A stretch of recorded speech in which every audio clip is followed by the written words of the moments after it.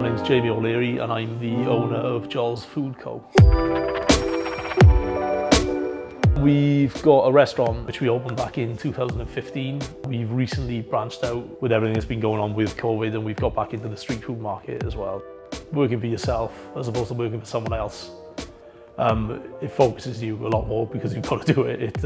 First thing you think of when you get out of bed and last thing you think of before you go to sleep at night. It's got to be something that you love doing.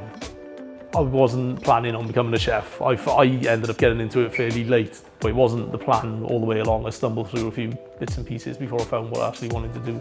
Doing what I do now, inspiration, it's easy to pick up, and all you've got to do is you open a cookbook and see what other people are doing. Other chefs inspire you, ingredients inspire you. If you find something that you love, you'll never do a day's work in your life.